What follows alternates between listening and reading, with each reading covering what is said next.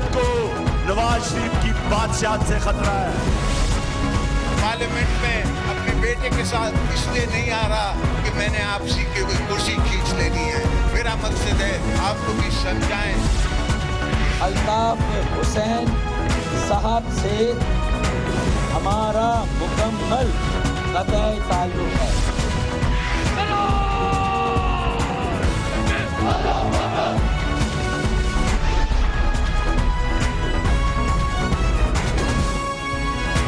آپ دیکھ رہے ہیں خبروں، تبصروں اور تجزیات پر مبنی پاکستان کا سب سے معتبر نیوز شو دنیا، کامران خان کے ساتھ۔ السلام علیکم، میں ہوں کامران خان۔ پاکستان کا آئین کہتا ہے کہ صدر مملکت کے پارلیمنٹ کے مشترکہ اجلاس سے خطاب ہو اور اس کے بعد ہر سال نئے پارلیمانی سال کا آغاز ہو۔ موجودہ حکومت کے 5ویں پارلیمانی سال کا آج آغاز ہوا اور حزب آئین اور حزب روایت صدر ممنون حسین نے خطاب بھی کیا، لیکن افسوس کی بات یہ ہے کہ حزب روایت ایک بار پھر ایوان میں اپوزیشن جماعتوں کے اراکین نے شور شرابہ کیا، ہلڑ بازی کی، نعرے لگائے، سیٹیاں بجائی اور حزب اختلاف واک آؤٹ کر گئی۔ ایک بار پھر پاکستان میں پارلیمانی سال کا آغاز انتہائی ناخوشگوار انداز میں آج صبح ہوا۔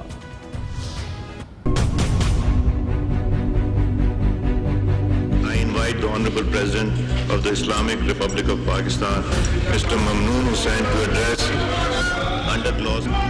Assalamu alaikum.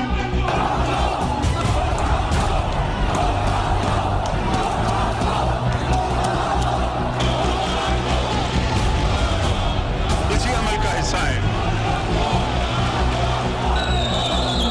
گزشتہ برس پیٹرولیم مصنوعات کی قیمتوں میں کمی کا رجحان رہا ہے۔ پاکستان پائندہ باد۔ انتہائی افسوس کی بات ہے کہ یہ پہلا موقع نہیں تھا جب نئے پارلیمانی سال کے آغاز پر ہونے والے صدر مملکت کا خطاب بدمزگی کا شکار ہوا ہے۔ یہ روایت ہے جو کہ مسلسل چلتی آ رہی ہے۔ ٹٹ فور ٹیٹ کا جو عمل ہے یہ پاکستان کی سیاست کا لازمی جز بن چکا ہے۔ اس سے قبل مسلم لیگ نون کی جانب سے 2012 میں جب اس وقت کے صدر آصف علی زرداری نے پارلیمنٹ کے مشترکہ اجلاس سے خطاب کیا تھا، یہی وہ مناظر جو آج حزب اختلاف کی جانب سے دیکھنے میں آئے، یہی رویہ، یہی انداز پاکستان مسلم لیگ نون نے اپنایا تھا اس وقت کے صدر آصف علی زرداری کے پارلیمنٹ کے مشترکہ اجلاس سے خطاب کے موقع پر۔ آج اسی انداز کا اس کو سامنا کرنا پڑا اور 2012 میں جو ہوا تھا وہ ہم آپ کو دکھا دیتے ہیں۔ I invite Honorable President of Pakistan. Honorable members of the Parliament, Assalamu alaikum.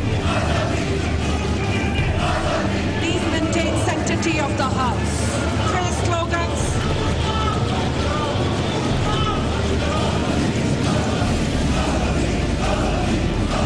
Please sit down. You, Madam Speaker, for your high standard and impartial conduct.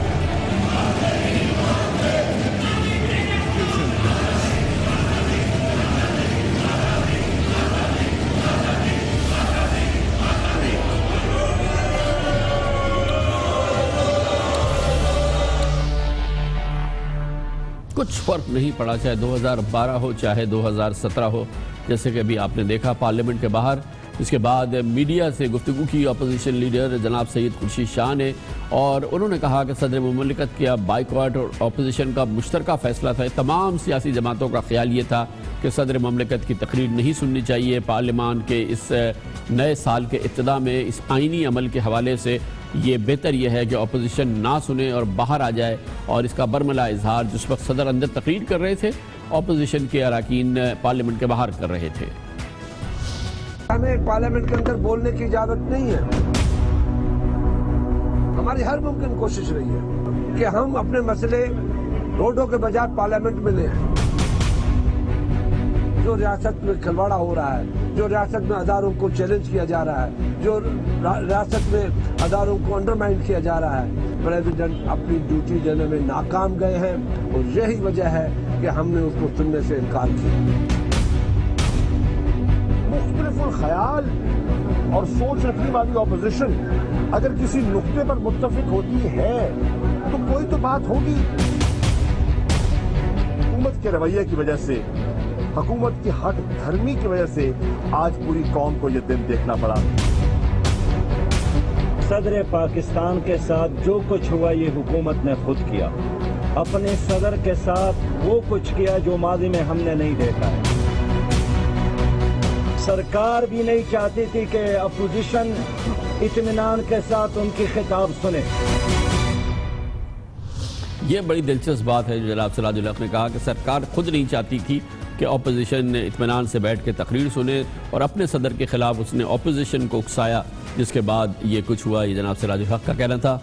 Commercial break और उसके बाद जिक्र करेंगे अपोजिशन पार्लियामेंट में आज सदर की तकरीर सुनती या ना सुनती। आवाम को इससे बराह रास्त कोई शायद दिलचस्पी ना हो, लेकिन ऐसे मामलात हैं जो आवाम के लिए जीने मरने से जिसका ताल्लुक़ है, अब इंतहाई दिलचस्पी के मामलात हैं।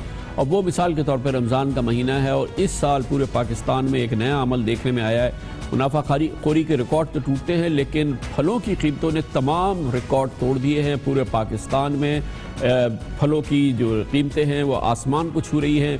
पहली बार अवाम बेदार हो रहे हैं और वो कहते हैं कि पाकिस्तानी अवाम को फैसला करना चाहिए कि वो फलों की ख़रीदारी कुछ अरसे के लिए रोक दें। फ्रूट्स की प्राइस पूरे पाकिस्तान में जो तबाहकुन सूरत हाल है, इसकी आपको एक खुसूसी रिपोर्ट दिखाएंगे छोटे से वक्फे के बाद।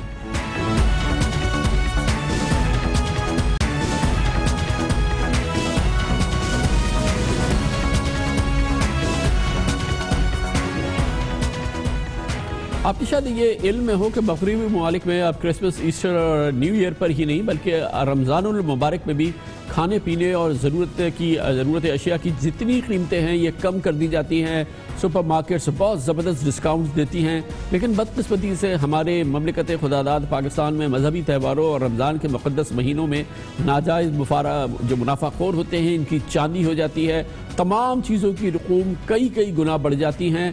और ये भी हकीकत है कि कीमतों का ताल्लुक डिमांड और सप्लाई पर ज़रूर मुनहसर होता है, लेकिन हमारे यहाँ शायद फ्रूट के बग़ैर अफ्तार का दस्तरख्वान अधूरा समझा जाता है। इसीलिए इस रमज़ान में फलों की कीमतों में एक इत्तला के मुताबिक जो मार्केट सर्वे है 3 गुना इजाफा भी हो गया है। और जो चीज़ पहले 60 रुपए किलो मिलती थी अब वो 180 रुपए किलो हो गई है। और ये एक ऐसी सूरत हाल है जिसकी वजह से पूरे पाकिस्तान के लोग परेशान हैं। कराची में इस हवाले से बहुत ज़्यादा रद्द-ए-अमल है। इस साल फ्रूट की कीमतों में जो होशरुबा इजाफा हुआ है, इसमें एक नई डेवलपमेंट हुई है कि अब सोशल मीडिया पर आवाम एक दूसरे से कह रहे हैं, फेसबुक पर, ट्विटर पर और व्हाट्सएप पे, कि वो अब कुछ अरसे के लिए कम से कम फ्रूट ख़रीदने का बॉयकॉट कर दे, ना फ्रूट ख़रीदे 3 दिन। उस दौरान जब आपकी डिमांड नहीं होगी और ये फ्रूट वालों पे प्रेशर आएगा, होलसेलर्स पे प्रेशर आएगा, कीमतें खुद ब खुद कम हो जाएंगी। और अगर एक बार आवाम सब्र करके 2-3 रोज़ फ्रूट ना ख़रीदे तो ये कीमतें काबू में आ जाएंगी। इस हवाले से हम आपको दिखाते हैं एक खुसूसी रिपोर्ट जो हमारे नुमाइंदे मसूद रज़ा ने तरतीब दी।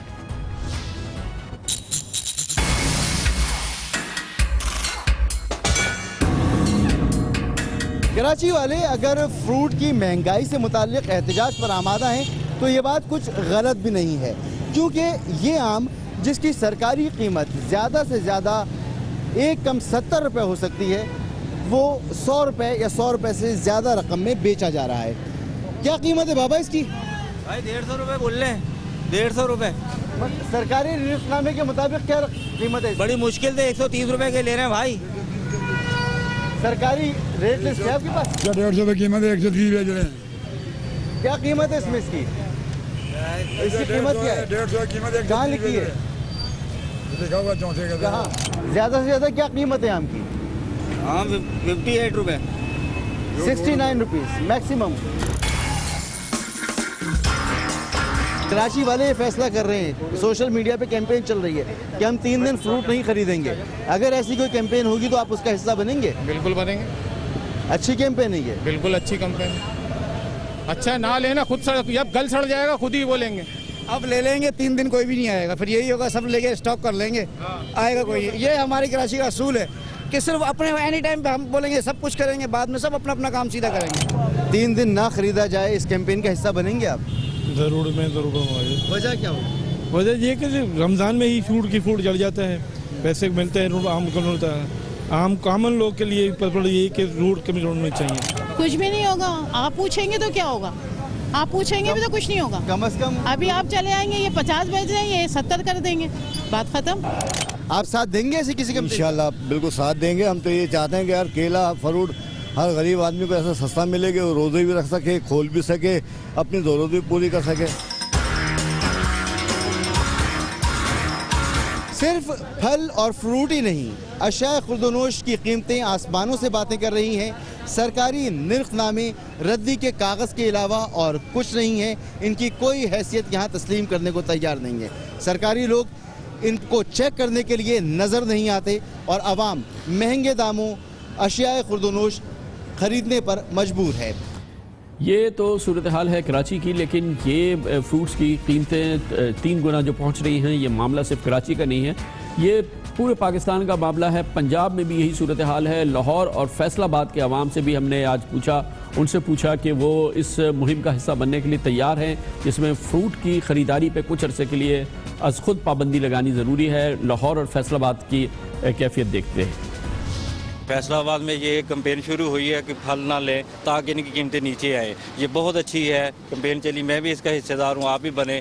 आप ये 3 दिन 4 दिन फल का बाइकआउट करें। 3 दिन के पहले बाइकआउट करना चाहिए। जुम्मा हफ्ता तो आ रही है, 3 दिन खास करके करना चाहिए ना। सोशल मीडिया की तरफ से कैंपेन जो शुरू हुई है, ये है तो बड़ी अच्छी खुशाइंद है और साथ देना चाहिए हम सबको इसका। हम इंशाल्लाह बाइकआउट करते हैं 3 दिन के लिए जो सोशल मीडिया पे जो चल रही है स्कीम। हम भी इसमें शामिल हैं कि 3 दिन की हड़ताल की जाए ताकि कोई भी औरत या मर्द कोई भी इनसे फल ना ले। बाइकआउट करना चाहिए और सबको करना चाहिए। ये मतलब कोई करे कोई ना करे तो फिर ये बाइकआउट कामयाब ना हो तो फिर तो कोई बात नहीं बनेगी। कराची और लाहौर में 3 दिन के लिए किसी ने कोई फ्रूट नहीं खरीदना।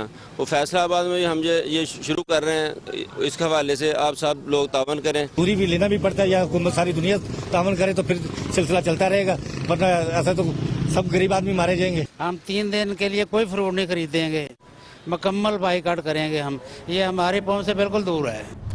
अगर वाकई ऐसा किया तो फलों की कीमतों में ज़रूर खातिर ख्वाह कमी हो जाएगी। कमर्शियल ब्रेक, उसके बाद जिक्र करते हैं सच को झूठ के साथ मिलाना हो और खाली झूठ को चलाना हो, उसके लिए सोशल मीडिया बेहतरीन मशीन बन गई है। और अब जिस चीज़ का सबसे ज़्यादा इस्तेमाल हो रहा है व्हाट्सएप के बाद, वो है ट्विटर। और ट्विटर में नामालूम गुमनाम लोग जिसकी चाहते हैं पगड़ी उछालते हैं, जिस झूठ को चाहते हैं फैला देते हैं। और ये मामला सिर्फ हमारे यहाँ पाकिस्तान का नहीं, पूरी दुनिया में इस पर तशवीश है और इसके तदारुक के लिए इक़दाम तजवीज़ किए जा रहे हैं। इसकी बात करते हैं छोटे से वक्फे के बाद।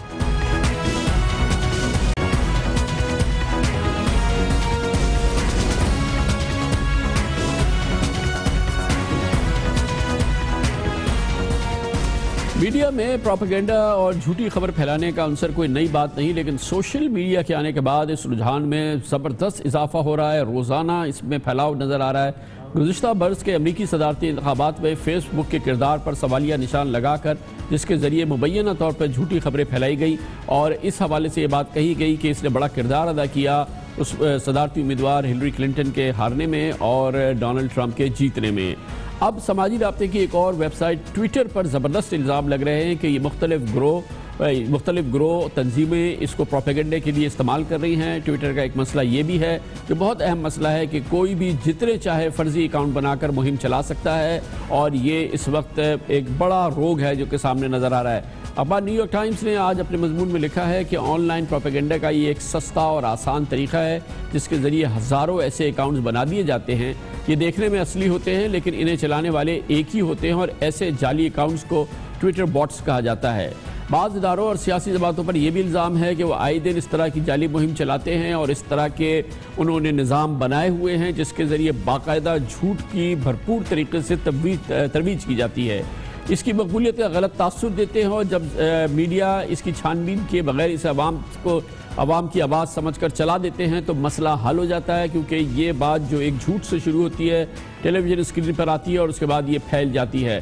प्रोपेगेंडा इतना चल पड़ता है कि लोगों के लिए सच और झूठ में फ़र्क करना नामुमकिन हो जाता है। ये सब कुछ कैसे होता है, इसका तदारुक मुमकिन भी है या नहीं, इस पर हम बात करते हैं। इस डिजिटल ख़ास तौर पर सोशल मीडिया के इश्यूज़ के एक्सपर्ट, डिजिटल राइट्स के इश्यूज़ के एक्सपर्ट्स और मुमताज़ तंजीम बोलो भी के डायरेक्टर डॉक्टर उसामा खिलजी हमारे साथ मौजूद हैं।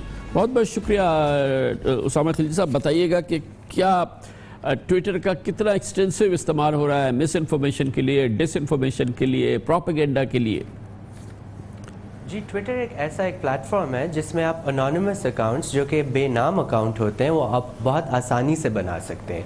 फेसबुक में जो है उसमें एक ज़रूरी होता है कि आप अगर अपना अकाउंट बनाते हैं तो असली नाम इस्तेमाल करें, लेकिन ट्विटर में ऐसी पॉलिसी नहीं है। इस वजह से हम देखते हैं कि एक ही बंदा ट्विटर पे ढेर सारे अकाउंट्स बना सकता है और उसमें इतनी ज़्यादा आसानी से एप्लीकेशंस हैं जिनके ज़रिए एक ही बंदा 10, 20 या 100 या 1000 अकाउंट से एक ही ट्वीट कर सकता है। अभी इस वजह से ट्विटर का जो है इस्तेमाल प्रोपेगेंडा में बहुत ज़्यादा हो रहा है, दुनिया भर में भी और इसी तरह पाकिस्तान में भी। और आजकल हमें पता है कि मीडिया वालों का प्रेजेंस भी ट्विटर पे बहुत ज़्यादा है, तो ट्विटर से इन न्यूज़ को, इन ख़बरों को टीवी पे शाया कर देते हैं, अखबारों में शाया कर देते हैं और इससे जो है प्रोपेगेंडा का जो आसानी है वो बहुत ज़्यादा बढ़ गई है।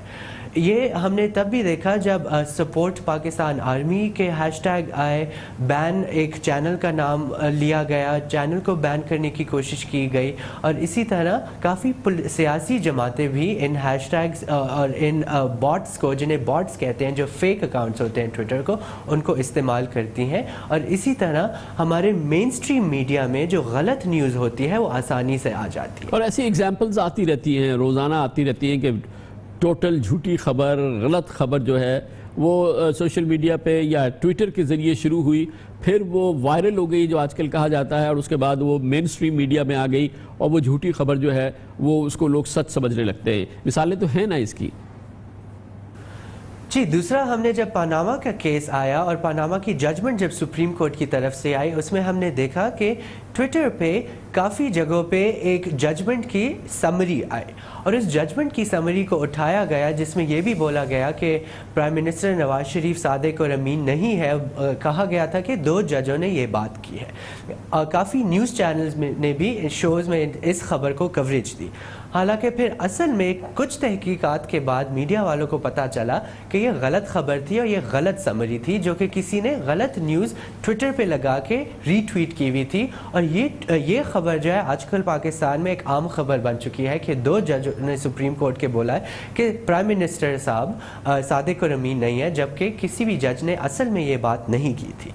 तो इससे हमें पता चलता है कि बहुत नाजुक जो मामले होते हैं उनके बारे में भी गलत न्यूज़ बहुत आसानी से ट्विटर पे वायरल हो सकती है और जब वो ट्विटर पे वायरल होती है तो मीडिया के जो लोग ट्विटर पे मौजूद होते हैं वो अपनी ख़बरों में उसको शाया कर देते हैं, जिसकी वजह से गलत न्यूज़ हमारी टीवी चैनल्स पे बहुत आसानी से आना शुरू हो जाती है। इसमें कोई शक की बात नहीं है, ये रोज़ाना का अमल है। इसका कोई तदारुक है कि किसी सूरत से इसको काउंटर किया जा सकता है, इसको न्यूट्रलाइज किया जा सकता है? ये झूठ का जो अंधाधुंध फ़रोग़ हो गया है और ख़ास तौर पे इसके लिए अब ट्विटर को जो इस्तेमाल किया जा रहा है। जी देखें, सबसे पहले तो मीडिया को चाहिए कि इस पे ज़रा एहतियात से इस्तेमाल करें ट्विटर को। जब वो रीट्वीट्स होती हैं, ट्वीट बहुत ज़्यादा, तो सबसे पहले तो लोगों को भी, जो यूज़र्स हैं ट्विटर के, आम शहरी हैं, और मीडिया वालों को भी चाहिए कि वो चेक करें ये कैसा अकाउंट है, इस अकाउंट के कितने फॉलोअर्स हैं, इस अकाउंट की कितनी ट्वीट्स हैं, क्या वो ट्वीट्स एक ही तरह की हैं। फिर आप हैशटैग में जाके चेक करें कि एक ही ट्वीट जो है दोबारा और बहुत सारे अकाउंट्स की तरफ से आती जा रही है। अगर बहुत सारे अकाउंट्स की तरफ से एक ही ट्वीट आती जा रही है तो इसमें आपको ये पता चल सकता है कि ये एक गलत न्यूज़ है, या तो इसको प्रोपेगेंडा के थ्रू ट्विटर पे ज़्यादा से ज़्यादा ट्वीट किया जा रहा है ताकि बड़ी न्यूज़ बन जाए। बहुत बहुत शुक्रिया डॉक्टर उसामा खिलजी हमारे साथ है। बहुत बड़ा मसला है सोशल मीडिया पे झूठ का फ़रोग़, और अब उसके लिए ट्विटर बहुत इस्तेमाल हो रहा है, व्हाट्सएप तो इस्तेमाल हो ही रहा है, फेसबुक के अपने मसाइल हैं और समझा ये जाता है, आम बेचारे लोग समझते हैं कि शायद सोशल मीडिया पे कोई चीज़ आ गई तो इसका मतलब है कि वो सच है। कमर्शियल ब्रेक और उसके बाद जिक्र करते हैं अफगानिस्तान का दारुल हुकूमत काबुल, एक बहुत ही भयानक वहाँ की सूरत हाल है, लॉ एंड ऑर्डर की सिचुएशन बहुत ख़राब है। कल का बहुत बड़ा वाक़या हुआ जिसमें 100 लोग तकरीबन जाबहक हो गए, और इस पूरी सूरत हाल में एक चीज़ सामने आई कि अफ़गानिस्तान के दारुल हुकूमत काबुल में एम्बुलेंसेस की बुरा हाल है। कुल मिला के 15 एम्बुलेंसेस हैं जो इस वक्त काबुल में काम कर रही हैं। ये वो मुल्क है जिसको मगरिब ने कम से कम 1000 अरब रुपयों की इमदाद दी है पिछले 15 साल के दौरान। 15 एम्बुलेंसेस हैं काबुल में। इसकी बात करते हैं छोटे से वक्त के बाद।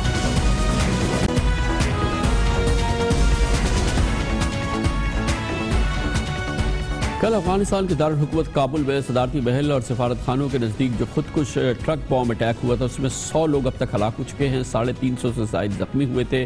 یہ کابل میں 5 ماہ کے دوران دہشت گردی کا تیسرا بہت بڑا واقعہ تھا۔ یہ کابل شہر جو ہے یہ 36 لاکھ آبادی کا شہر ہے۔ یہ وہ شہر ہے جہاں طالبان اور داعش اور دوسرے دہشت گرد آئے دن کچھ نہ کچھ کرتے رہتے ہیں، اٹیکس ہوتے رہتے ہیں، لیکن یہاں کی ایک بڑی تلخ حقیقت ہے اور وہ یہ ہے کہ یہاں میتوں اور زخموں کو اسپتال پہنچانے کے لیے کل ملا کے 15 ایمبولینسز دستیاب ہیں، اور یہ 15 ایمبولینسز بھی وہ سروس چلا رہی ہے جو نارویجین ریڈ کراس نے چلائی ہے۔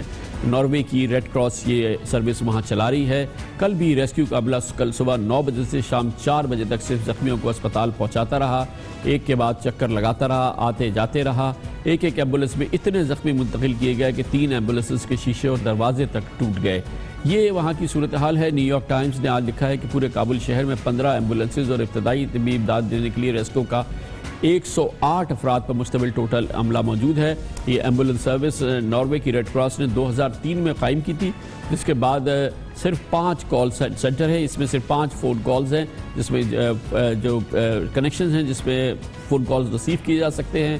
2001 سے امریکہ اور جو دوسرے مغربی اتحادی ہیں ان کی جانب سے کئی سو ارب ڈالر افغانستان کی تعمیر نو، بحالی، ترقی و بہبود کے لیے دیے جا چکے ہیں۔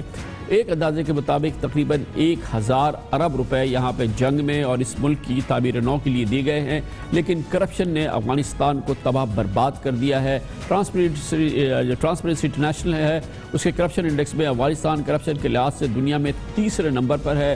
وال اسٹریٹ جرنل نے ایک حالیہ رپورٹ میں لکھا کہ اس سال جنوری میں امریکی فوج نے افغانستان میں 32,000 گوشت افغان فوجیوں کی تنخواہیں بند کی جو صرف کاغذوں پر ڈیوٹی دے رہے تھے۔ افغان فورسز میں ایسے فوجیوں کی بھی نشاندہی ہوئی ہے جو امریکی اسلحہ، جنگی ساز و سامان اور گاڑیاں تک دشمنوں کو بیچ دیتے ہیں۔ اس پوری صورتحال میں وہاں پہ جو کرپشن کا عالم ہے اور جو صورتحال ہے اس میں سب سے بڑا مسئلہ یہ ہے کہ جب کوئی ایمرجنسی ہوتی ہے، کوئی بڑی خطرناک صورتحال ہوتی ہے تو ایک کل ملا کے 15 ایمبولینسز کا ایک سسٹم ہے جو مدد کے لیے دوڑتا ہے اور جتنی مدد کر پاتا ہے، کر سکتا ہے، اتنی کر لیتا ہے۔ کمرشل بریک، اس دوران آپ نیوز ہیڈ لائنز بھی دیکھیں گے، جس کے بعد ہم اپنے آج کے دوسرے پروگرام کے بقیہ حصے کے ساتھ واپس آتے ہیں۔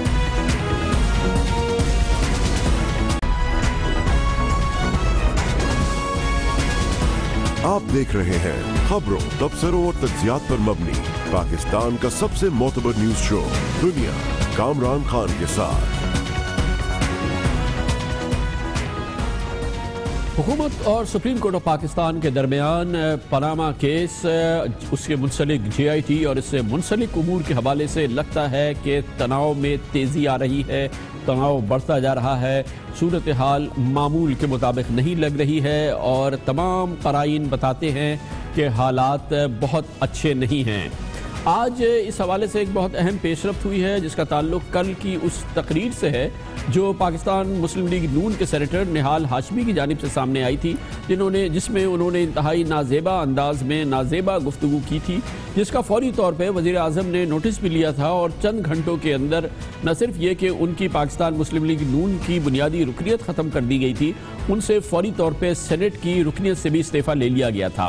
لیکن لگتا یہ ہے کہ سپریم کورٹ آف پاکستان نے اس معاملے کو آسان نہیں سمجھا ہے اور سپریم کورٹ آف پاکستان سے کو ان تمام اقدامات سے جو وزیر اعظم نے لیے تسلی نہیں ہوئی ہے، اور اس کا بھرملا اظہار ہوا آج جب سپریم کورٹ آف پاکستان نے از خود نوٹس لیا نہال ہاشمی کی اس تقریر کا۔ نہال ہاشمی کو آج طلب کیا اور اس کے ساتھ ہی اٹارنی جنرل آف پاکستان اشتر اوصاف کو بھی سپریم کورٹ آف پاکستان میں طلب کیا گیا۔ کیس کی سماعت کے دوران بینچ کے سربراہ جناب جسٹس اعجاز افضل نے اٹارنی جنرل اشتر اوصاف کو مخاطب کرتے ہوئے کہا، آپ کی حکومت ہمارے لیے مسائل پیدا کر رہی ہے، ہم کسی سے ڈرنے والے نہیں، کسی قسم کے نتائج سے نہیں گھبرائیں گے، لیکن جو بھی ہماری یا عدلیہ کی تصدیق کرے گا اس کے خلاف سخت کارروائی کریں گے۔ اس موقع پہ جسٹس شیخ عظمت سعید کا کہنا تھا کہ نہال ہاشمی کی آواز میں کوئی اور بول رہا تھا، اپنی لڑائی میں بچوں کو مافیا اور دہشت گرد لاتے ہیں، مبارک ہو اٹارنی جنرل، آپ کی حکومت نے سسیلین مافیا کو جوائن کر لیا ہے۔ معزز جج کی جانب سے حکومت اور مافیا کے تعلق کو پاناما کیس کے فیصلے میں وزیر اعظم کی گاڈ فادر سے مواصلت جان کر حکومت پاکستان کے ترجمان نے آج اس کا سخت نوٹس لیا ہے، اور آج کے ان ریمارکس پہ حکومت نے باقاعدہ ایک پریس ریلیز جاری کیا ہے جس میں جسٹس عظمت سعید کا نام لیے بغیر ان کے ان ریمارکس پر انتہائی افسوس کا اظہار کیا گیا ہے۔ آج حکومت پاکستان کے ترجمان کا کہنا تھا کہ معزز جج کا حکومت کو سیسیلین مافیا اور اٹارنی جنرل کو ان کا نمائندہ قرار دینا انتہائی افسوسناک ہے، اس سے دنیا بھر میں پاکستان کے وقار کو دھچکا پہنچے گا۔ ایسے ریمارکس اعلیٰ عدلیہ کی روایت، جج صاحبان کے حلف، سپریم کورٹ کے ضابطہ اخلاق اور حقائق کے منافی ہیں، اور اس طرح سے حکومت نے یہ ایک سخت بیان ہے جو جاری کیا۔ یہ بھی کہا گیا کہ معزز جج نے معاملے سے مکمل آگاہی کے بغیر بے بنیاد الزامات لگائے، وزیر اعظم کے نہال ہاشمی کے خلاف اقدامات کو نظر انداز کر دیا۔ حکومت نے نہال ہاشمی کا بیان سامنے آتے ہی فوری غم و غصے کا اظہار کیا تھا، تعدیبی اقدامات اٹھائے تھے۔ وزیر اطلاعات نے بیان دیا تھا کہ نہال ہاشمی کی ذاتی خیالات ہیں۔ آج کیس کی سماعت کے دوران ایک اور بہت اہم پیش رفت ہوئی ہے، جو کہ جیسا کہ میں نے بتایا آپ کو کہ ٹینشن بڑھ رہی ہے، اور اس حوالے سے مختلف معاملات ہیں جو سامنے آ رہے ہیں۔ آج کی جو اہم پیش رفت ہوئی، دوسری اہم پیش رفت وہ یہ تھی کہ سپریم کورٹ آف پاکستان نے جے آئی ٹی کے انتخاب میں رجسٹرار کے کردار کے حوالے سے پہلی بار خبروں پر رد عمل کا اظہار کیا ہے، اور اس معاملے پہ بینچ کے سربراہ جسٹس اعجاز افضل نے آج ساری ذمہ داری خود قبول کر لی، اور بینچ نے قبول کر لی۔ یہ وہ معاملات ہیں جس میں سامنے آیا تھا کہ registrar supreme court Arbab Arif نے مختلف محکموں میں، جس میں کہ S C P, state bank of Pakistan اور نیب شامل تھا، براہ راست فون کال کیے اور براہ راست آفیسرز کے نام لے کے کہا گیا کہ ان کے نام سپریم کورٹ پہ بھیجے جائے تاکہ ان کو جے آئی ٹی میں شامل کر لیا جائے۔ اور دلچسپ بات یہ ہے کہ ان میں سے جو افسران کے نام سامنے آئے، پاکستان مسلم لیگ نون کو ان پر شدید اعتراض ہے، اور اس کا ایک الگ سے بیک گراؤنڈر ہے جو کہ مسلم لیگ نون نے جس کی بنیاد پر ان پر اعتراض بھی کیے ہیں۔ جسٹس اعجاز افضل نے آج اس معاملے پر ریمارک دیتے ہوئے کہا کہ جے آئی ٹی ہم نے بنائی ہے، رجسٹرار کو بھی ہم نے ہدایت دی تھی، جے آئی ٹی سے متعلق مبالغہ آرائی کی جا رہی ہے۔ اس طرح سے آج اس جے آئی ٹی کے معاملے پہ سپریم کورٹ آف پاکستان نے پوری اونرشپ لے لی ہے، اور کہا ہے کہ اگر رجسٹرار نے فون کیے، جس انداز سے وہ فون کیے، جو نام مانگے، دراصل وہ سپریم کورٹ کا حکم تھا جس کو وہ کمیونیکیٹ کر رہے تھے۔ جسٹس اعجاز افضل نے کہا کہ ہم جانتے ہیں ہمیں کیا کرنا ہے، ہم فرشتے نہیں جو کام کرتے ہیں قانون کے مطابق کرتے ہیں، سپریم کورٹ ہماری زندگی ہے چاہے انجام کچھ بھی ہو۔ اس حوالے سے بد اعتمادی پھیل رہی ہے کیونکہ اس معاملے پر اب آرا بھی سامنے آ رہی ہیں، رجسٹرار کی طرح اس معاملے پہ رائے سامنے آ رہی ہے کہ کیا سپریم کورٹ آف پاکستان اس طرح سے نام مانگ سکتا ہے، کیا رجسٹرار نے یہ کام قانونی کیا ہے، یہ کیا لیگل عمل تھا جو کیا گیا ہے۔ اس پہ مختلف آرا سامنے آ رہی ہیں، اور اس پہ بڑی کڑی رائے دی ہے آج پاکستان پیپلز پارٹی کے رہنما اور وکلا تحریک کے سب سے اہم رہنما جناب سینیٹر اعتزاز احسن نے۔ یہ الزام بظاہر سپریم کورٹ کے رجسٹرار پہ ہے کہ رجسٹرار نے یہ دھاندلی کرنے کی کوشش کی۔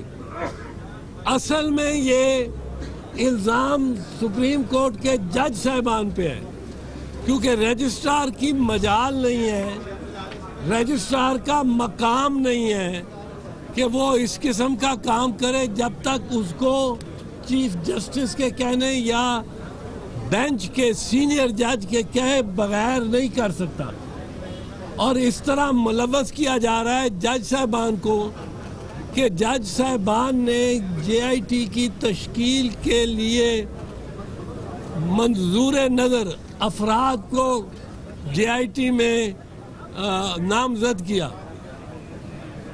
یہ الزام رجسٹرار پر نہیں ہے، یہ الزام براہ راست ججز پہ ہے، اور میری یہ تجویز ہے کہ سپریم کورٹ کا ایک فل کورٹ بینچ فوراً بنایا جائے اس خبر کی تہ تک پہنچنے کے لیے۔ اگر رجسٹرار ہے اور از خود کیا ہے تو اس کے خلاف ایکشن ہونا چاہیے۔ لیکن جس وقت جناب اعتزاز احسن یہ اپنی آبزرویشنز دے رہے تھے جس میں بہت سخت وہ باتیں کر رہے تھے، اسی وقت سپریم کورٹ باقاعدہ اس کی اونرشپ لے رہی تھی۔ جسٹس اعجاز افضل تقریباً وہی وقت تھا جب وہ کہہ رہے تھے کہ ہم نے یہ کرایا ہے، ہمارے حکم پر رجسٹرار نے یہ فون کیے ہیں اور ہم نے منتخب کی ہے GIT، اور یہ بہت ہی اہم معاملہ ہے کیونکہ اعتزاز احسن کے بقول منظور نظر لوگوں کا انتخاب نہیں کیا جا سکتا تھا GIT میں۔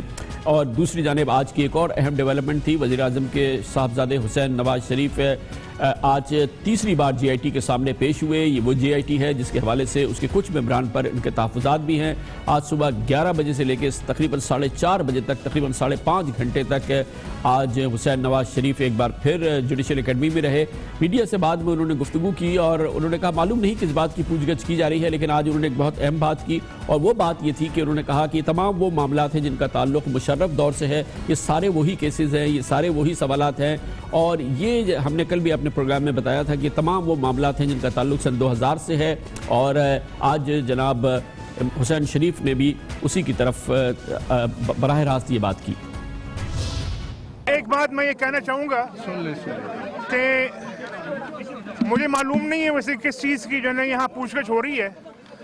آپ یہ دیکھ لیں کہ مشرف کے دور میں جتنے کیسز تھے آج بھی سارے وہ کیسز وہی ہیں، جتنے ایسٹس تھے آج بھی سارے ایسٹس وہی ہیں، جواب دے رہے ہیں، اور ہمیشہ سے سیاستدان جواب دیتے آئے ہیں اس ملک میں۔ وہ قید تنہائی میں جو ہے نا پوچھ گچھ ہوتی تھی، وہ قید میں جو ہے نا پوچھ گچھ ہوتی تھی، کسی وکیل سے نہیں ملنے دیا جاتا تھا، آپ کو آپ کے خاندان سے، آپ کے گھر والوں سے، آپ کے بچوں سے نہیں ملنے دیا جاتا تھا۔ تو آج وہ ایسی بات نہیں ہے، لیکن اگر آپ کانٹینٹ کی بات کریں، آپ ایسٹس کی بات کریں، آپ معاملات کی بات کریں تو انفارچونیٹلی آج بھی وہی ہیں۔ اور یہ بات میں آپ سب کو باور کرانا چاہتا ہوں، یاد دہانی کرانا چاہتا ہوں کہ حسین شہید سور وردی سے لے کے آج تک ہمارے ساتھ ہی جو ہے نا یہ سب کچھ ہوتا چلا ہے۔ ہم نے کل اپنے پروگرام میں آپ کو خاص طور پہ بتایا تھا کہ 17 سال بعد تاریخ اپنے آپ کو دہرا رہی ہے۔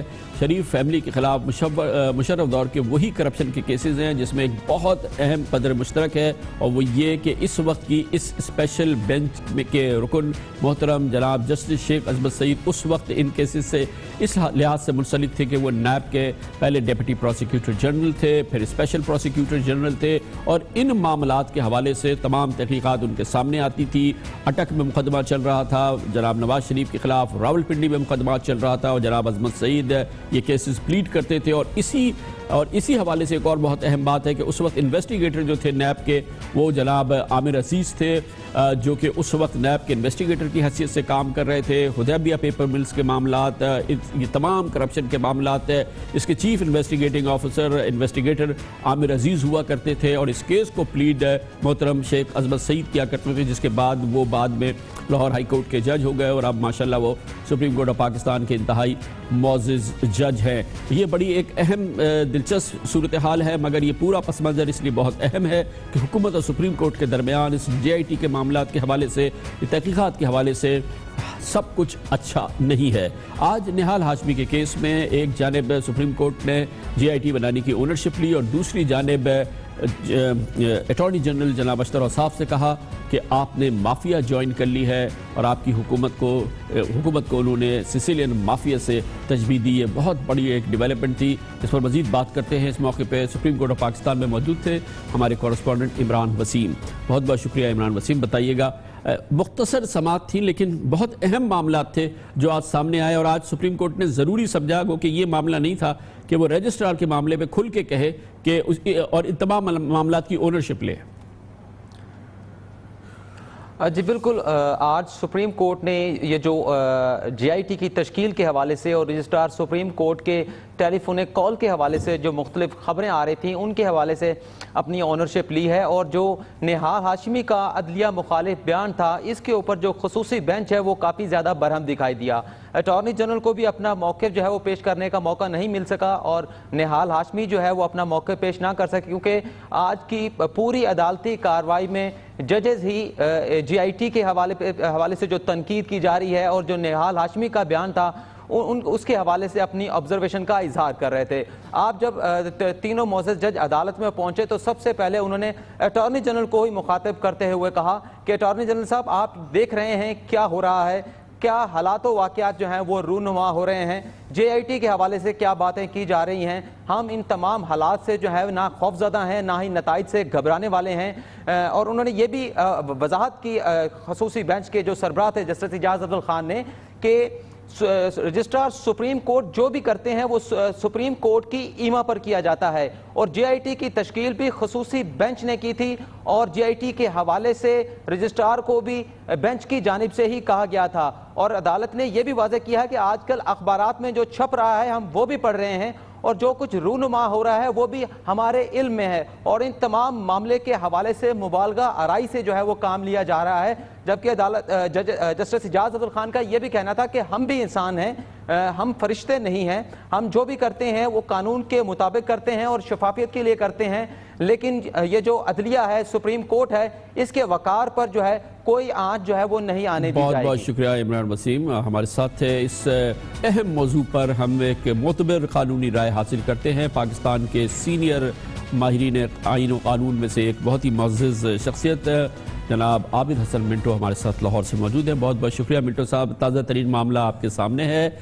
پہلی بات تو یہ ہے کہ کل پاکستان مسلم لیگ نون کے سینیٹر نہال ہاشمی پہ آج جو سپریم کورٹ آف پاکستان نے اس کو نوٹس بھی لیا، اور اس دوران 2 ریمارکس سامنے آئے جس کا حکومت نے بہت برا منایا ہے. ایک تو انہوں نے کہا کہ حکومت کو تشبیہ دی سیسیلین مافیا سے. اس سے پہلے جو سپریم کورٹ کا فیصلہ آیا تھا پاناما کیس میں اس میں گاڈ فادر سے تشبیہ دی تھی پرائم منسٹر کو. اور آج انہوں نے اٹارنی جنرل کو بھی کہا کہ آپ نے لگتا ہے کہ سیسیلین مافیا کو جوائن کر لیا ہے.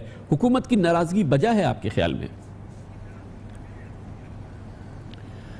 دیکھیں کامران خان، آپ کا شکریہ کہ آپ نے مجھے یہ بات کہنے کا موقع دیا ہے، لیکن مجھے افسوس بھی ہے کہ آپ نے مجھے چنا اس کام کے لیے. میں کہ اب عمر رسیدہ شخص ہوں، 85 سال کا ہو چکا ہوں.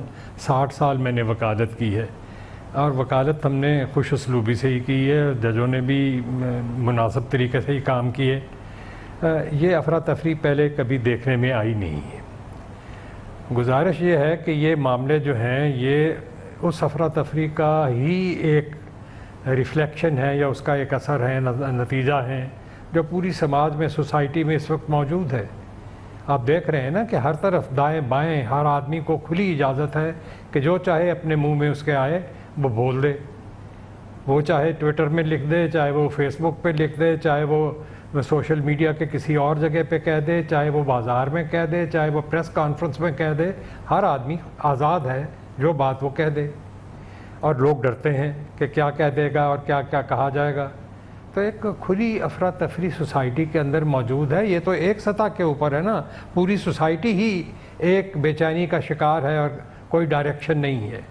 کیا آپ ایک ایسے معاشرے میں جس کی صورت حالات یہ ہو کہ اس کی کوئی منزل نہیں ہے، اس کی کوئی ڈائریکشن نہیں ہے، اس کا کوئی پولیٹیکل پرسپیکٹو نہیں ہے کہ کس کے اوپر بیٹھ کے وہ بات کر رہی ہے، اس سے کوئی پازیٹیو نتیجے آپ برآمد کرنا چاہتے ہیں؟ آپ کے خیال میں یہ جملے نہ آئے ہوتے تو کیا مناسب ہوتا؟ آپ کی خواہش یہ ہے یا توقع یہ تھی کہ یہ جملے نہ آتے؟ میرے مطابق یہ جملے نتیجہ ہیں کامران خان. یہ جملے اور اس قسم کے ریمارکس آتے رہیں گے، آتے رہے ہیں ابھی کچھ عرصے سے.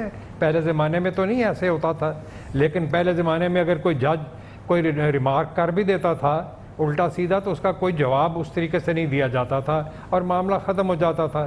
اور اگر کوئی جواب دے بھی دیتا تھا تو پھر اس کو جج آگے پک نہیں کرتے تھے. آج کل ہر آدمی، ہر انسٹیٹیوشنل آدمی جو ہے، جو بیٹھا ہوا کسی انسٹیٹیوشن میں، وہ معاملات کو آگے بڑھ کر پکڑنے کی کوشش کرتا ہے، جو غلط بات ہے. ہر شخص کا خیال یہ ہے اور ہر انسٹیٹیوشن اور اس کے ہیڈ کا خیال یہ ہے کہ وہ پاکستان کے معاملات کو ٹھیک کر سکتا ہے. پاکستان کے معاملات سوشل، اکنامک اور پولیٹیکل ہیں، کیوس ہے. ان کو یہ لوگ نہیں ٹھیک کر سکتے. میں بار بار کہہ چکا ہوں اپنی پچھلی کئی باتوں سے جو آپ کے ساتھ بھی ہوئی ہیں، دوسرے لوگوں کے سامنے بھی ہوئی ہیں چینلز کے اوپر، کہ یہ معاملات اس طرح حل ہونے والے نہیں ہیں. کوئی پولیٹیکل پروسیس آپ کو نظر آتا ہے، لیکن یہ ایک سیریس سچویشن ہے نا منٹو صاحب کہ عدالت کی جانب سے حکومت کو مافیا کہا جائے، حکومت اس کا برا منائے اور اس پر اس کو عدالت کو اپنا کوڈ آف کانڈکٹ یاد دلائے. نہیں وہ ٹھیک ہے، حکومت کے اوپر یہ بہت ساری باتیں کہہ دی گئی ہیں، لیکن میں آپ سے پوچھنا چاہتا ہوں کہ حکومت نے کوئی اپنی اسمبلی پارلیمنٹ کو طلب کیا ہے اظہار سوالات کے اوپر؟ پولیٹیکل کام ہے نا، حکومت کا اختیار ہے کہ یہ سارے ایشوز پارلیمنٹ کے اندر لے جائے اور پبلک ڈیبیٹ اس کے اوپر ہو جائے. کیا حکومت نے ایسا اقدام کیا ہے؟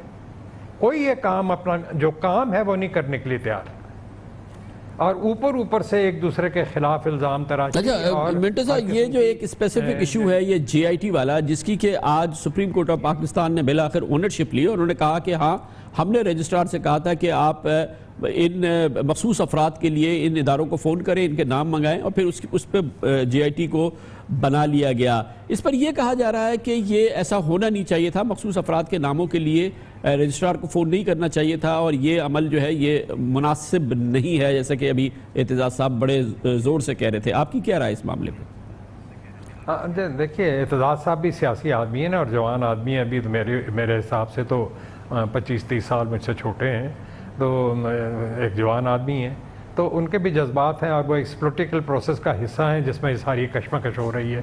ان کے بیانات کا پرسپیکٹو اور ہے. میں ان چیزوں میں شامل نہیں ہوں، نہ میں نے حکومت بنانی ہے نہ گرانی ہے. میں دل چاہتا ہے کہ میری تمام یہ حکومتیں گر جائیں اور عوام کی ایک نئی حکومت قائم ہو جائے، جو ابھی بڑا مشکل پروسیس ہے. لیکن میں جو بات آپ سے کہہ رہا ہوں وہ سادہ ہے کہ کیا کوئی ادارہ، کوئی شخص، وہ حکومت کا ادارہ ہو، وہ پارلیمنٹ ادارہ ہو، وہ سپریم کورٹ ادارہ ہو، یہ بات ماننے کے لیے تیار ہے کہ وہ از خود سارے پاکستان کے مسائل حل نہیں کر سکتی؟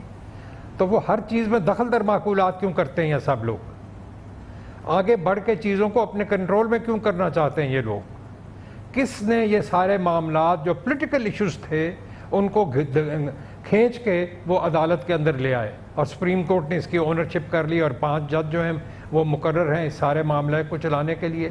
اب رہ گیا جے آئی ٹی کا ایشو، تو میں آپ کو ایک بات بتا دوں، جے آئی ٹی کا کوئی قانون نہیں ہے پاکستان میں سوائے اس کے کہ اینٹی ٹیررسٹ کو عدالت جو قانون ہے اس میں جے آئی ٹی کا ذکر آتا ہے، لیکن جنرلی جے آئی ٹی کا کوئی ایک اسپیسیفائڈ قانون پاکستان میں موجود نہیں ہے. یہ جے آئی ٹی کلیئرلی میں ایک وکیل کی حیثیت سے اور ایک شہری کی حیثیت سے دیکھ سکتا ہوں، پڑھ سکتا ہوں اور جانتا ہوں کہ سپریم کورٹ نے یہ جے آئی ٹی قائم کی تھی ایک اسپیسیفک پرپز کے لیے. اگر سپریم کورٹ یہ کہہ سکتی ہے کہ ایک جے آئی ٹی بنائی جائے تو سپریم کورٹ یہ بھی کہہ سکتی ہے کہ اس جوائنٹ انویسٹیگیشن ٹیم میں کون کون سے لوگوں کو یا کون کون سے اداروں کو شامل کیا جائے. تو یہ ساری باتیں جو ہیں دیکھیں وہ سپریم کورٹ ہے نا. اب ہم سپریم کورٹ سے انصاف کی توقع کرتے ہیں اور سپریم کورٹ سے چاہتے ہیں کہ وہ ان تمام چیزوں کو پراپرلی ہینڈل کرے. تو یہ جے آئی ٹی جو انہوں نے بنائی اس کے بارے میں وہ احکامات بھی جاری کر سکتے تھے.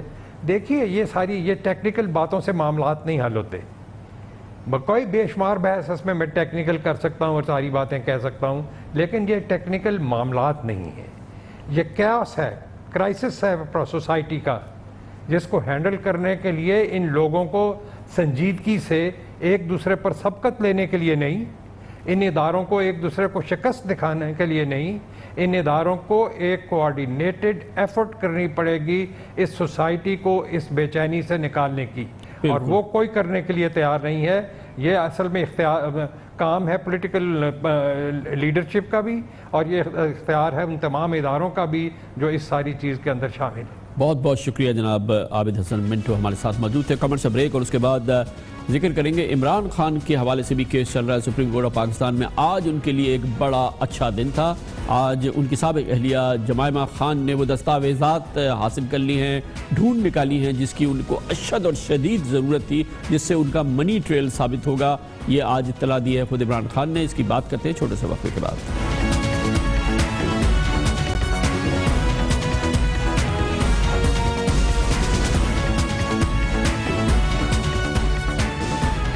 آج ایک بہت اہم ڈیولپمنٹ ہوئی، یہ اس وقت ہوئی جب چیف جسٹس جناب جسٹس ثاقب نثار کی سربراہی میں جسٹس فیصل عرب اور جسٹس عمر آفتاب عدیال پر مشتمل سپریم کورٹ کی 3 رکنی بینچ عمران خان کے اثاثے چھپانے اور غیر ملکی فنڈنگ کیس کے بہت اہم کیس کی سماعت کر رہی تھی۔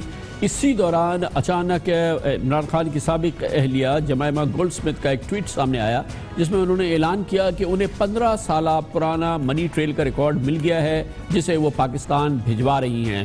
جمائمہ کے اس ٹویٹ نے ہلچل مچا دی جس میں انہوں نے کہا کہ مجھے عدالت میں عمران خان کی منی ٹریل اور بے گناہی ثابت کرنے کے لیے 15 سالہ پرانا بینک ریکارڈ مل گیا ہے، براہ مہربانی اب اصل چوروں کو پکڑیں۔ یہ وہ منی ٹریل تھی جس کی اشد ضرورت تھی عمران خان کو ان کے کیس کے حوالے سے۔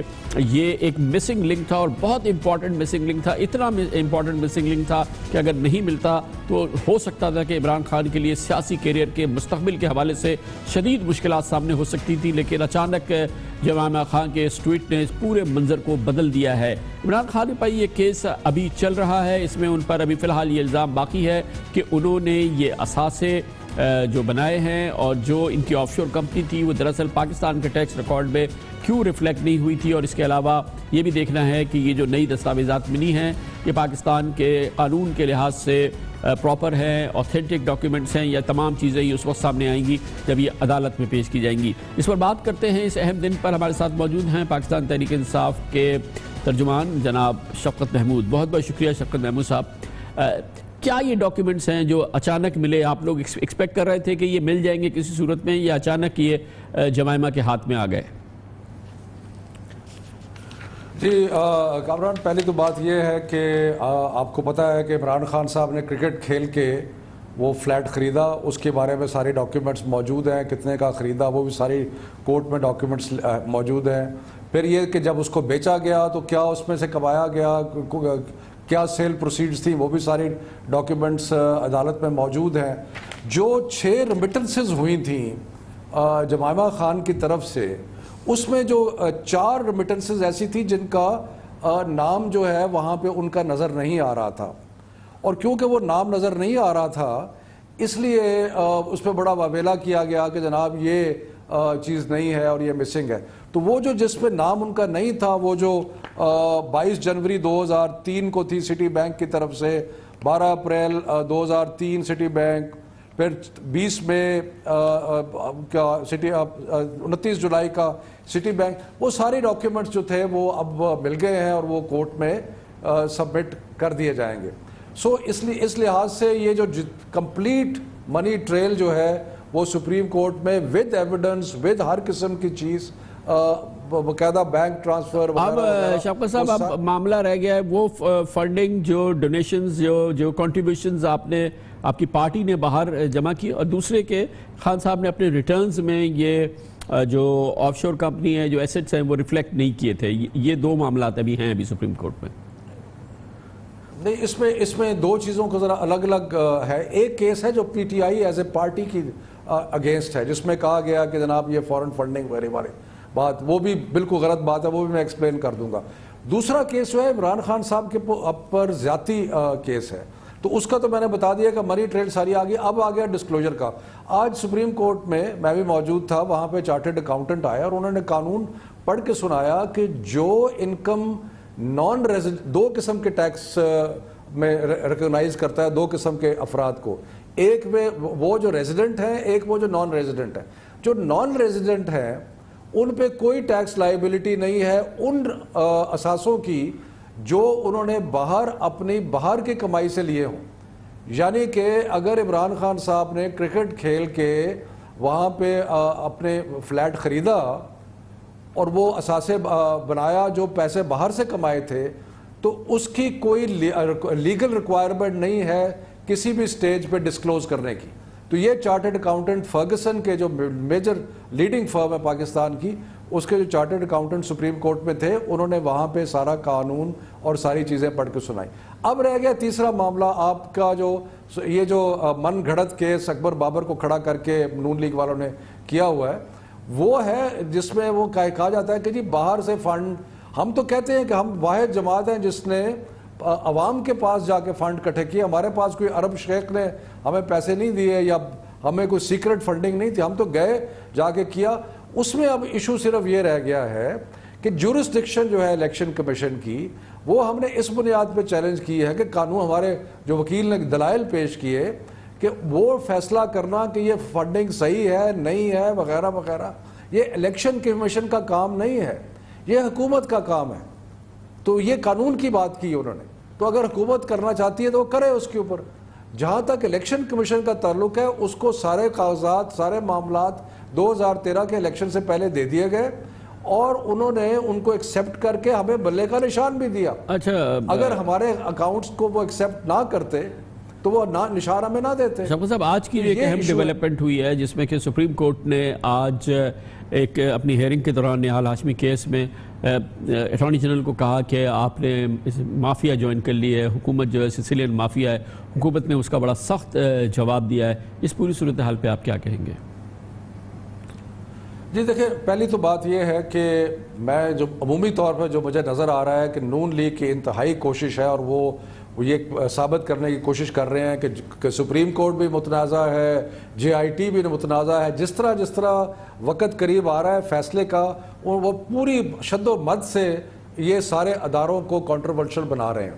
اسی لیے اسی تناظر میں اگر آپ نہال ہاشمی کی باتیں سنیں, اگر آپ سعد رفیق کی سنیں, آپ رانا ثناء اللہ کی سنیں, اور مختلف ہیں وہ مختلف چینلز نے وہ پیکج کے طور پہ دکھائی بھی ہیں جو باتیں انہوں نے کی ہیں. تو یہ سارے کا سارا جو تھا یہ سارا ایک ایفرٹ ہے کہ اس پروسیس جو ہے اس کو پانی کو گدلا کیا جائے اور اس سارے پروسیس کو اور سارے اداروں کو کنٹروورشل بنایا جائے. دوسری بات, اگر آپ غور سے پڑھیں تو سپریم کورٹ نے یہ نہیں کہا کہ یہ سسیلین مافیا ہے, انہوں نے کہا کہ یہ ہتھ کنڈے جو ہیں, جس طریقے سے ڈرایا جا رہا ہے, جس طریقے سے دھمکایا جا رہا ہے, جس طریقے سے بچوں کی باتیں کر رہی ہیں, اگر آپ نہال ہاشمی کا بیان دیکھیں تو آپ کو اس میں نظر آئے گا.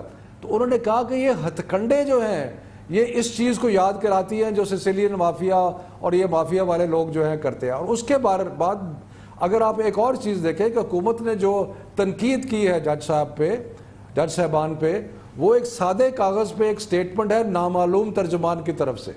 ذرا اگر حکومت خود اس کو یہ سٹیٹمنٹ جاری کرتی تو کسی اپنے آفیشیل لیٹر ہیڈ پہ کرتی, کوئی کسی کا نام درج کیا ہوتا وہاں. یہ صرف اس لیے اپنے آپ کو ڈسٹنس کرنے کے لیے کل کو کہیں گے ہمیں تو نہیں پتا یہ کس ترجمان نے جاری کر دی ہے. تو یہ سارے کا سارا معاملہ سب کچھ ٹوٹل ایفرٹ جو ہے وہ یہ ہے کہ اس سارے, کیونکہ اب صحیح تلاشی ہو رہی ہے, JIT میں بھی ہو رہی ہے, اب پورا ایفرٹ ہے. آپ کی بات بالکل کمیونیکیٹ ہو گئی. تھینک یو سو مچ.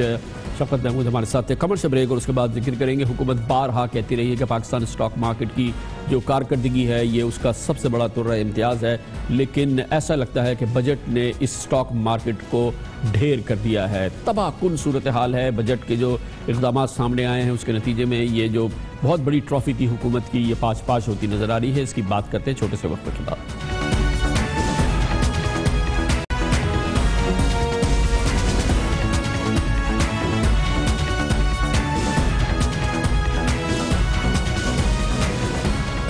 اب سے پہلے حکومت پاکستان میں وزیر اعظم جناب نواز شریف, وزیر خزانہ اسحاق ڈار کو پوری دنیا میں اگر پاکستان میں اپنی کارکردگی دکھانی ہوتی تھی تو پاکستان اسٹاک ایکسچینج کی بات کرتے تھے. کہتے تھے کہ یہ ایشیا کی سب سے بہترین مارکیٹ ہے, دنیا کی بہترین مارکیٹس میں سے ایک ہے, اور پھر اس کے اعداد و شمار گناتے تھے.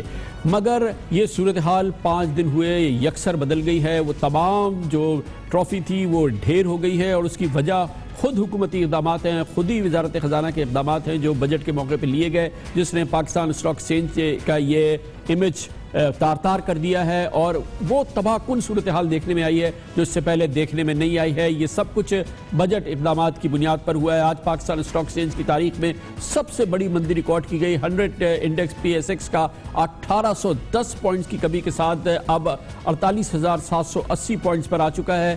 بجٹ سے اب تک 4 روز کے دوران شیئرز کی مالیت میں 688 ارب روپے کی کمی ہو چکی ہے, یعنی مارکیٹ میں تقریباً 7.3% کمی آ چکی ہے. تقریباً 7.5% جو ہے وہ مارکیٹ گر چکی ہے.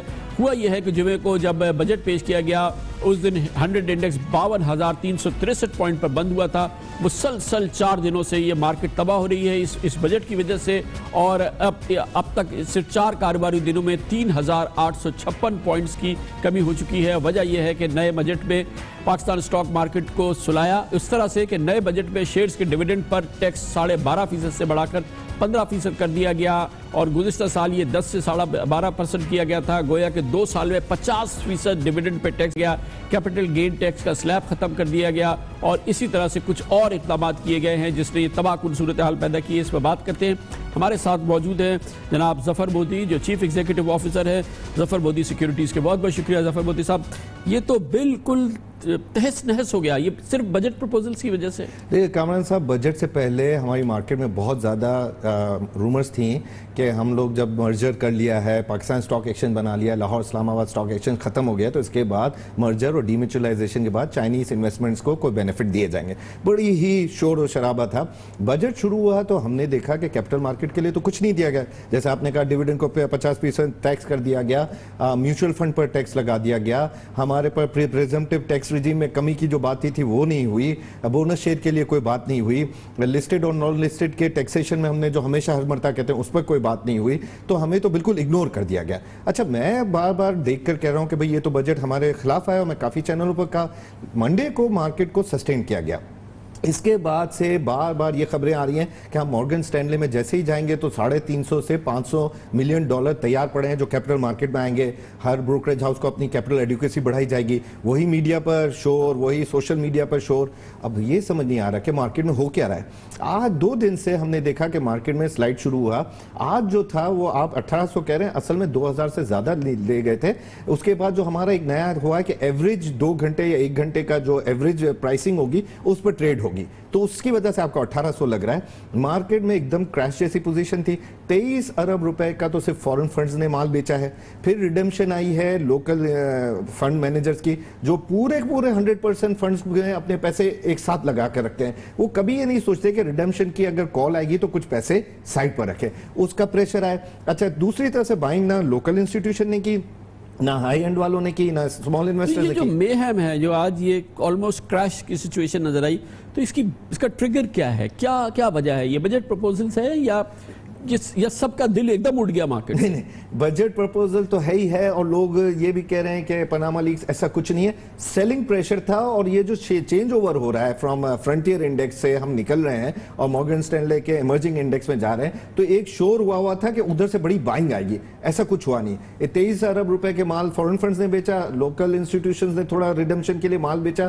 جو ہمارے فورن جو فنڈز ہیں گورنمنٹ بیس, جن کا کام ہے کہ ایسی مارکیٹ ہو تو اپنا رول پلے کریں اور مارکیٹ کو سسٹین کریں, اسٹیبلائز کریں, وہ کہیں نظر نہیں آئے. تو اب یہ صورتحال دیکھ کے تو لوگ انویسٹرز جو ہیں وہ تو سائٹ پکڑیں گے, وہ تو اب نہیں آئیں گے کہ پتہ نہیں ہے کیا ہونے جا رہا ہے. یہی ڈر ہے کہ اگر انسٹیٹیوشنز نے جن کا یہ کام ہے کہ اس کو سٹیبل کرنا چاہیے وہ نہیں نظر آئے تو یہ مشکلات بڑھ جائیں گی. اب کل لاسٹ ڈے ہے, ورکنگ ڈے, اور ہمارے پاس رمضان میں ٹائمنگ بھی کم ہوتی ہے کیونکہ رمضان کی جمعے کی نماز ہوتی ہے, تو اس میں بہت کم ٹائم میں مارکیٹ بڑی ولیٹائل رہے گی.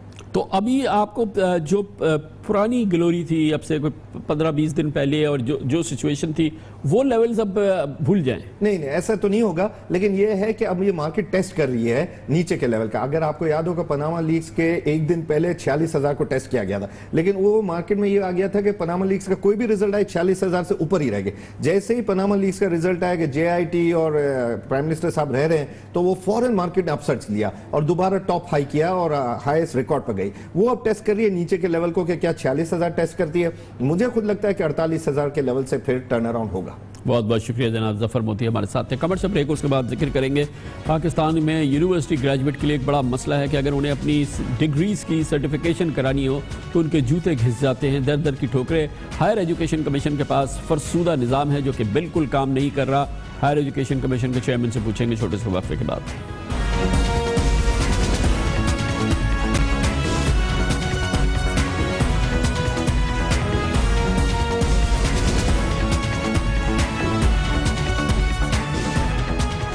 پاکستان میں اعلیٰ تعلیمی اداروں یونیورسٹیز کے معاملات کی نگرانی کرنے والا ادارہ ہائر ایجوکیشن کمیشن اپنے قیام کے 15 سال بعد بھی ڈگریز کی اٹیسٹیشن کا کوئی منظم طریقہ وضع نہیں کر سکا ہے, جس کی وجہ سے نہ صرف یہ کہ ڈگری ہولڈرز کو بے پناہ مشکلات کا سامنا ہے بلکہ مشکوک ڈگریوں کی تصدیق کا عمل بھی رکاوٹوں کا شکار ہے.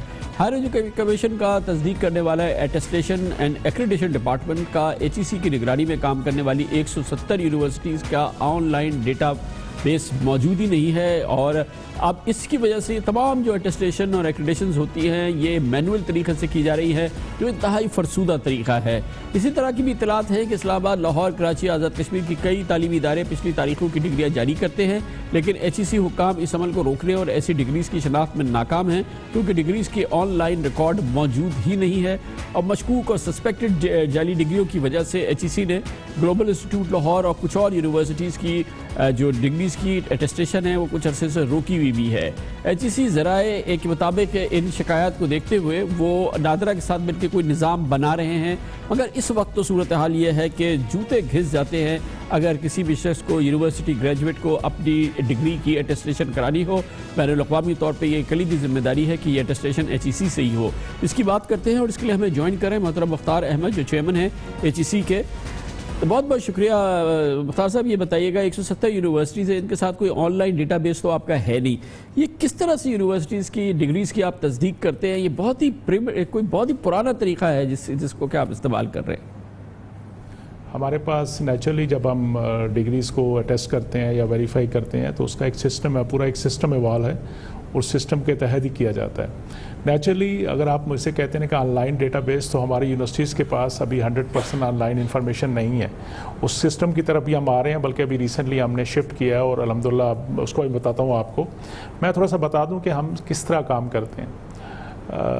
ہمارے پاس ہر یونیورسٹی کی گزٹ نوٹیفیکیشنز ہوتی ہیں، ان کی ڈگریز کے اوریجنل سیمپلز ہمارے پاس ہوتے ہیں، اس میں کچھ سیکیورٹی کے جو میئرز لگائے ہوتے ہیں وہ ہمارے پاس ہر یونیورسٹی کے بارے میں موجود ہوتے ہیں۔ پھر ہر یونیورسٹی کی جو controller of examination different stage پہ رہے ہیں، ان کے اس ڈیوریشن کے سگنیچر اور وہ ساری چیزیں اویلیبل ہوتی ہیں۔ جب بھی ہمارے پاس کوئی ڈگری اٹیسٹیشن کرنے آتی ہے تو ہمارے پاس اس کا رجسٹریشن نمبر یا رول نمبر وغیرہ اس گزٹ کے ساتھ لنک بھی ہوتا ہے۔ تو نیچرلی ہم ویسے بھی ہم جو خالی ایک ڈگری کو ٹیسٹ نہیں کرتے، ہم پورا اس کے ایکڈیمک کریڈینشل کو ساتھ لیتے ہیں، میٹرک آنورڈ کو جو ساری چیزیں ہیں، تاکہ اس کے ساتھ لنک کر کے ایک دوسرے کے ساتھ ایک باقاعدہ ہمارا 5 6 7 سٹیجز کے مختلف پروسیس ہے جس میں سے گزر کے وہ اس کے بعد ڈگریز کو اٹیسٹ کیا جاتا ہے یا ویریفائی کیا جاتا ہے۔ اگر آپ مجھے کہتے ہیں کہ ٹیکنیکلی ڈیٹا بیس، تو اس طرح کا ڈیٹا بیس تو آن لائن اویلیبل نہیں تھا، اب اس پروسیس میں آگے ہوئے ہیں ہم۔ تو جب وہ ڈیٹا بیس نہیں ہے اور آن لائن اویلیبل نہیں ہے، اس کا پراپر اس طرح کا ریکارڈ نہیں ہے، تو اس پورے پروسیس پہ شکوک تو پیدا ہوتے ہیں، شبہات تو پیدا ہوتے ہیں، اور کیسے اس کو آپ کنفرم کرتے ہیں کہ یہ کسی جعلی ڈگری کی، غلط ڈگری کی تصدیق آپ نہیں کر رہے؟ کامران صاحب ایشو دیکھیں، چیزیں ایوال ہوتی ہیں نا، غلطیاں تو ہم بہت سارے کرتے ہوں گے نیچرلی، یہ تو نہیں ہو سکتا کہ آپ کہیں جی کہ غلطی، چیزیں ایوال ہوتی ہیں۔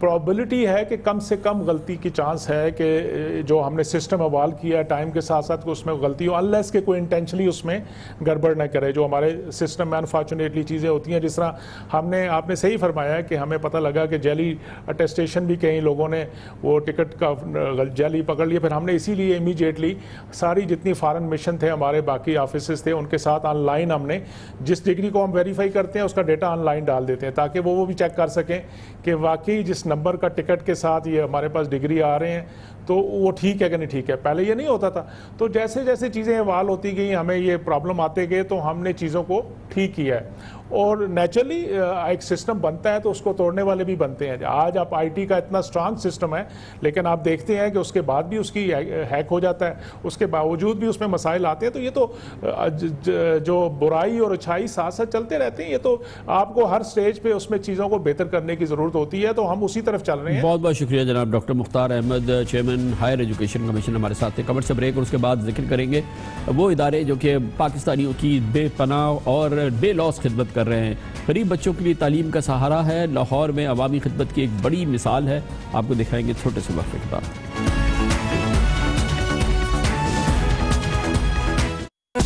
فیوچر کے ڈاکٹرز اور انجینئرز حضرات یہی کروانا چاہتے ہو نا، تو پھر جلدی سے step entry test program join کرو۔ کیونکہ اسٹیپ نے بنائی ہے اپنے اسٹوڈنٹس کے لیے پاکستان کی first ever test preparation app, which means اب سے آپ کے سب کوسچن کے آنسر ہوں گے آپ کی finger tips per. So take the right step now and call 0800 78608 اور visit nearest Punjab College campus۔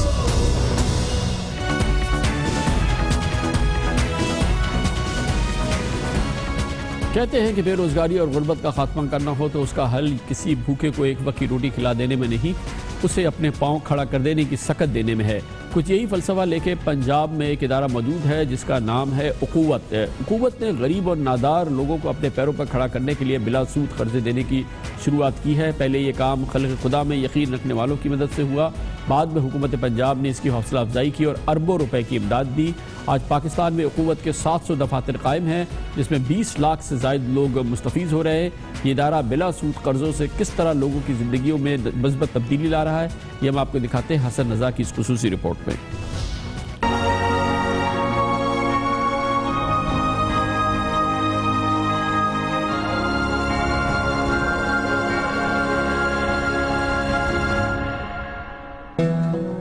اس فنڈ سے اب تک 8 لاکھ سے زائد گھرانوں کو 16 ارب روپوں کے بلا سود قرضے دیے گئے۔ اخوت، بھائی چارے اور انسان دوستی کا ایک عالمگیر مظاہرہ ہے آج الحمدللہ۔ یہ دنیا کا سب سے بڑا پروگرام ہے قرضہ حسن کا۔ لاہور کی خاتون نصرت جن کے 4 بچے ہیں، شوہر کی وفات کے بعد کوئی سہارا نہ رہا۔ بچے چھوٹے ہونے پر وہ پریشان تھیں کہ ایسے میں اخوت ان کا سہارا بنا۔ انہیں 10,000 روپے کا بلا سود قرضہ مہیا کیا گیا جس سے انہوں نے شروع کیے کپڑے سینے کا کام۔ اب قرضہ واپس کرنے کے ساتھ ساتھ نصرت اپنا گھر چلا رہی ہے اور ان کے بچے بھی تعلیم حاصل کر رہے ہیں۔ بہت بہتری آئی ہے۔ پہلے تو یعنی کہ جو کماتی تھی وہی گھر کی روزی چلتی تھی، فیس نہیں ہوتی تھی، فیس ہوتی تھی تو بل نہیں ہوتے تھے، اور بچے پڑھے نہ تو مستقبل ان کا خراب۔ انہوں نے یہ تو نہیں دیکھنا کہ باپ نہیں ہے یا ماں ہمت کرے تو سب کچھ ہو سکتا ہے، تو میں نے تو یہی ایک جو ہے نا مشن رکھا ہوا کہ میں نے اپنے بچوں کو پڑھانا ہے۔ بلا سود قرض اپنا روزگار کرنے والوں نے نہ صرف اپنے خاندان کو غربت سے نکالا بلکہ دوسروں کے لیے بھی ملازمتوں کے مواقع پیدا کیے۔ اخوت کے بلا سود قرضوں سے مستفید ہونے والوں میں خواجہ اسرا بھی شامل ہیں جنہیں عموماً برابری کے مواقع نہیں ملتے اور ان کے ساتھ معاشرے میں خراب سلوک رکھا جاتا ہے۔ ہمیں اپنا روزگار مل گیا ہے، ہمیں بہت اچھا لگتا ہے اور ہم دوسروں کو بھی یہی کہتے ہیں تو یہاں پہ آئیں اور کام کریں ہمارے ساتھ مل جل کر۔ عزت سے کماؤ، یہ مانگنا پینا چھوڑ دیں اور عزت کی کمائے اور عزت میں برکت ہے۔ یہ بھیک مانگنا بہت بری بات ہے۔ بے روزگاری اور غربت کا خاتمہ پاکستان کا ایک بہت بڑا مسئلہ ہے۔ اس کا حل بھوکے کو ایک وقت کی روٹی کھلا دینے میں نہیں، اسے اپنے پاؤں پر کھڑا کرنے میں ہے۔ یہی وہ مشن ہے جسے ڈاکٹر امجد ثاقب نے اپنایا۔ انہوں نے بیوروکریسی کی ملازمت سے استعفیٰ دیا اور لوگوں کو بلا سود قرضے فراہم کرنے کے لیے اخوت نامی تنظیم کی بنیاد ڈالی۔ ہم نے ان کے گھر پہ دروازے پہ جا کے دستک دے کے یہ کہا کہ پریشان کیوں ہو، ہم محبت، اخوت، بھائی چارے کی روایت کو آگے بڑھانے کے لیے اور مواخات مدینہ کے تسلسل کے طور پر تمہارے ساتھ دوستی کا ہاتھ بڑھاتے ہیں۔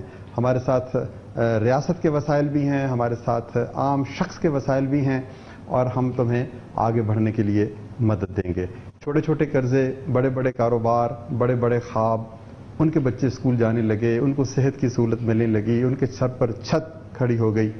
آج پاکستان میں اخوت کے 700 دفاتر قائم ہیں اور 5,500 لوگ اس ادارے میں کام کر رہے ہیں۔ جہاں پنجاب کی صوبائی حکومت نے تعاون کیا، وہیں مخیر حضرات نے بھی اخوت کے ہاتھ مضبوط کیے۔